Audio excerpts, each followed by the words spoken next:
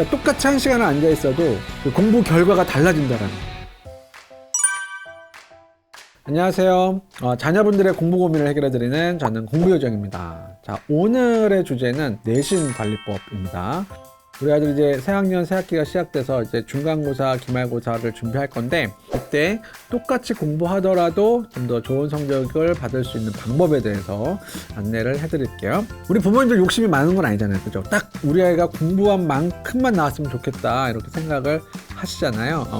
근데 생각보다 우리 아들이 공부한 거에 비해서 성적이 잘 안 나오는 경우들이 종종 있어요. 근데 그 이유가 왜 그러냐면 성적을 올리는데 여러 가지 요인들이 복합적으로 연결되어 있기 때문에 그렇습니다. 바로 내신 성적 공식이라는 건데요. 화면에 보시면, 자, 내신 성적이라는 것은요, 시간 곱하기 전략 곱하기 방법 곱하기 평가, 이렇게 4개의 요소로 구성이 되어 있습니다. 잘 보시면 이게 다 곱하기로 되어 있거든요. 곱하기라는 소리는 뭐냐, 어떤 특정 영역 하나라도 0이면 변화는 없다라는 거예요. 그럼 구체적으로 하나하나 살펴보도록 하겠습니다. 먼저 시간입니다. 시간은 양적 시간과 질적 시간으로 나뉘어요. 양적 시간은 말 그대로 공부하는 양입니다. 우리 아이들이 책상에 앉아있는 시간을 이야기하죠. 보통 중학생 같은 경우는 한 150시간 이상 시험 준비를 하고요. 시험 보기 전까지. 그 다음에 고등학생 같은 경우는 한 200시간 정도 공부를 해요.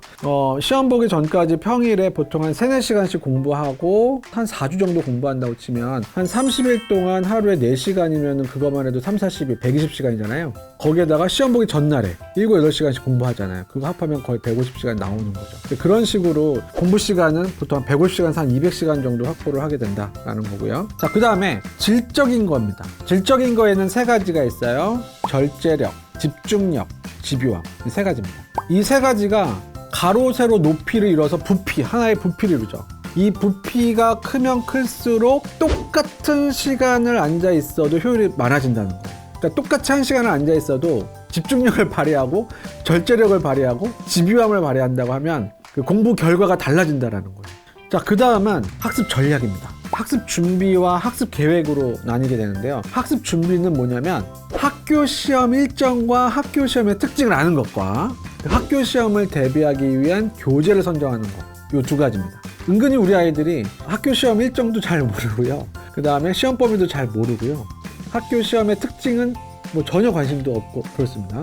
그리고 자기가 공부할 수 있는 교재를 선택하는 것도 되게 어려워요. 기본적으로 교과서 이외에 뭐 자습서라던가 문제집을 준비해야 되는데 그런 거조차 모르는 학생들도 있더라고요. 그래서 그런 것들을 좀 안내를 해주시는 게 좋고, 다음으로 학습 계획은 목표를 정하고 그 목표를 달성할 수 있는 균형 잡힌 계획인가 라는 거예요. 우선 목표가 있어야 됩니다. 목표가 없이 계획만 세운 애들 있어요. 그러면 안 됩니다. 목표를 일단 세우고 그 목표를 달성하기 위한 계획을 세워야만 그 계획이 실질적인 계획이 될 수가 있거든요. 그래서 우리 아이가 이번 시험에서는 평균 몇 점을 받아야겠다, 혹은 어떤 과목에서 몇 등급을 받아야겠다, 이런 목표를 세우시고 그거를 받기 위한 준비된 교재들, 그리고 그 교재들을 어느 시간만큼 공부할 건지에 대한 분배하는 것들, 이런 것들이 좀 균형이 좀 맞아야 되거든요.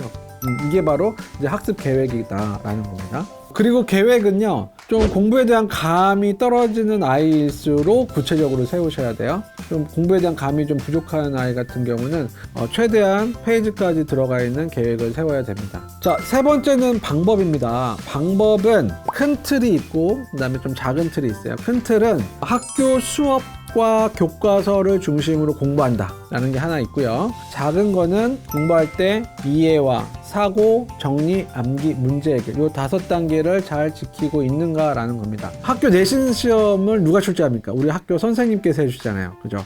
선생님이 어떤 교재를 가지고 해요? 교과서를 가지고 하잖아요. 그래서 학교 수업과 교과서를 중심으로 내신 준비하는 건 너무나 당연한 일이죠. 자, 그 다음에 공부를 할 때는 내용이 이해가 돼야 돼요.